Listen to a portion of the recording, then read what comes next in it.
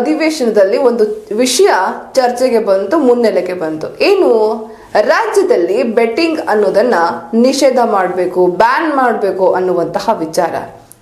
ಮೊದಲು ರವಿ ಗಾಣಿಗರವರು ಶುರು ಮಾಡಿದಂತಹ ಈ ಮಾತು ನಂತರ ಎಲ್ಲರೂ ಕೂಡ ಇದಕ್ಕೆ ಧ್ವನಿಗೂಡಿಸೋದಕ್ಕೆ ಶುರು ಮಾಡಿದ್ರು. ರಾಜ್ಯದಲ್ಲಿ ಬೇರೆ ಬೇರೆ ದುಶ್ಚಟಗಳಿಗೆ ಯುವಕರು ಬಲಿಯಾಗ್ತಾ ಇದ್ರು ಕೂಡ ಅತ್ತ ಕಡೆ ಗಮನ ಹರಿಸತಾ ಇರುವಂತಹ ಸರ್ಕಾರ ಅಥವಾ ಶಾಸಕರು ಇದೀಗ ಬಹಳ ಕಾಳಜಿ ಇರೋ ರೀತಿ ಬೆಟ್ಟಿಂಗ್ ಅನ್ನ ಬ್ಯಾನ್ ಮಾಡಿಸಿ ಅಂತ ಹೇಳ್ತಾ ಇದ್ದಾರೆ. ಏನ್ ಹೇಳ್ತೀರಾ ಸರ್ ಇದ್ರ ಬಗ್ಗೆ? ಬೆಟ್ಟಿಂಗ್ ಅನ್ನೋದು ನಿಜಕ್ಕೂ ಅಷ್ಟೊಂದು ದೊಡ್ಡದಾಗಿ ಕಾಡ್ತಾ ಇದೆಯಾ ಅಥವಾ ಇವ್ರಿಗೆ ನಿಜವಾಗ್ಲೂ ಅಷ್ಟೊಂದು ಕಾಳಜಿ ಇದೆಯಾ? ನನಗೆ ಒಂದು ಅನಿಸೋದಂದ್ರೆ ಈ ಬೆಟ್ಟಿಂಗ್ಗಿಂತಲೂ ಹೆಚ್ಚು ಬಲಿಯಾಗುವುದು ಸಾರಾಯಿಂದ ಮತ್ತು ಸಿಗರೇಟ್ ತಂಬಾಕು ಪ್ರಾಡಕ್ಟ್ಸ್ ಇಂದ. ಯಾಕಪ್ಪ ಅಂತಂದ್ರೆ ಪ್ರತಿಯೊಬ್ಬ ಯುವಕನಿಗೂ ಹೆಚ್ಚುಗಳು ಮ್ಯಾಕ್ಸಿಮಮ್ ಇವು ಎರಡು ಕಾಡುವಂಥವು. ಇದ್ರ ನಂತರ ಬರೋದು ಬೆಟ್ಟಿಂಗ್. ಅಂದ್ರೆ ಇವೆರಡನ್ನ ಬಿಟ್ಟು ಬೆಟ್ಟಿಂಗ್ ಹೋದ್ರು ಭಾಳ ಸಂತೋಷ ವಿಷಯ. ಕಡೆಗೆ ಚರ್ಚಾರ ಮಾಡ್ಲಿಕ್ಕೆ ನಮ್ಮಲ್ಲೇ, ನಮ್ಮ ಸದನದಲ್ಲೇ, ನಮ್ಮ ವಿಧಾನಸಭೆಯಲ್ಲೇ. ಇದಕ್ಕೆ ನಾವು ಅವ್ರಿಗೆ ಹ್ಯಾಟ್ಸಪ್ ಹೇಳ್ಬೇಕಾಗಿತ್ತು. ಸರಿ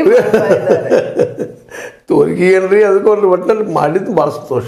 ಕಡೆಗೆ ಚರ್ಚೆ ಮಾಡುವಂಥ ಕದರಲ್ಲಪ್ಪ ಇವರು ಅನ್ನೋದು.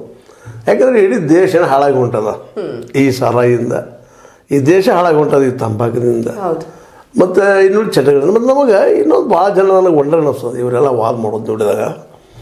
ಇವರು ಇಲ್ಲ ನಮಗೆ ಇನ್ಕಮ್ ಬರ್ತದ ಸಾರಾಯಿಂದ, ಅಲ್ಲಿ ಇನ್ಕಮ್ ಬರ್ತದ ಬೇಕಾದ ಮಾಡಿಸ್ತೀರೇನ್ರಿ?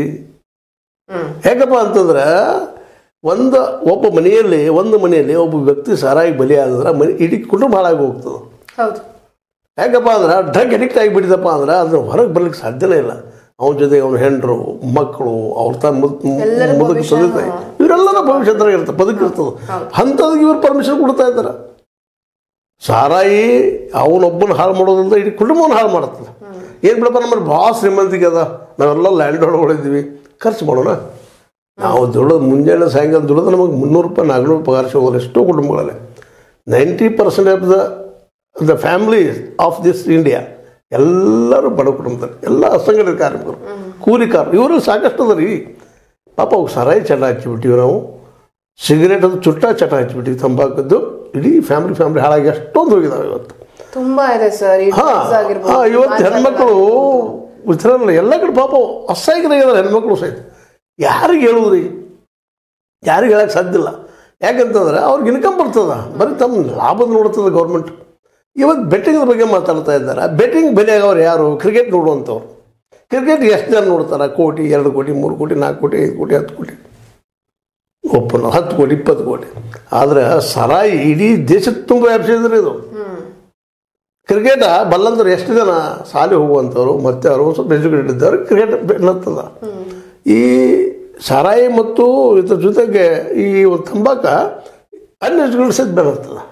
ಪ್ರತಿಯೊಬ್ಬ ಹೆಣ್ಮಕ್ಳು ಸಹಿತ ಕರ್ಕ್ ತಿಕ್ಕೊಂಡ್ ಕರ್ಕ್ ಹಲ್ಲು ನೋವು ಬರೋಸರು ಹಚ್ಚು ತಿಕ್ತಾರೆ ಪಾಪ. ಅಂದ್ರೆ ಅಷ್ಟ ಮಟ್ಟಿಗೆ ಎಲ್ಲರೂ ವ್ಯಾಪಿಸೋದು. ತಂಬಾಕು ತಿನ್ನುವಂಥ ಹೆಣ್ಮಕ್ಳು, ಎಲೆಗೆ ತಿನ್ನುವಂಥ ಹೆಣ್ಮಕ್ಳು ಕ್ಯಾನ್ಸರ್ ಬರಿಯಾಗಿ ಎಷ್ಟೋ ಜನ ಸತ್ತು ಬಿಡ್ತಾರೆ. ಅದ್ರ ಬಗ್ಗೆ ಒಂದು ಚಿಂತನೆ ಇಲ್ಲ ನಮ್ಮಲ್ಲ. ಹೋಗ್ರ ಕಡೆಗೆ ಇವ್ರದ್ದು ಚಿಂತನೆ ಮಾಡ್ತಾ ಇದ್ದಲ್ಲ. ಯಾಕಂದ್ರೆ ಇವರು ಇವತ್ತು ಒಂದು ರೀತಿಯಿಂದ ಮಧ್ಯಮ ಮತ್ತು ಮೇಲ್ಮಧ್ಯಮ ವರ್ಗದ ಕುಟುಂಬದವರಾಗ್ಯಾರ. ಇವತ್ತೆಲ್ಲರೂ ನಮ್ಮ ಏನಪ್ಪ ಅಂದ್ರೆ ಇವತ್ತು ಏನು ಮಾತಾಡಿದ್ರಲ್ಲ ಇವತ್ತು ಸದಸ್ಯರು ಹೆಚ್ಚು ಕೋಟ್ಯಾಧೀಶಗಳಲ್ಲಿ. ಯಾರು ಸಾವಿರಾಧೀಶ 500 ದೇಶ ಇಲ್ಲ ಇಲ್ಲಿ.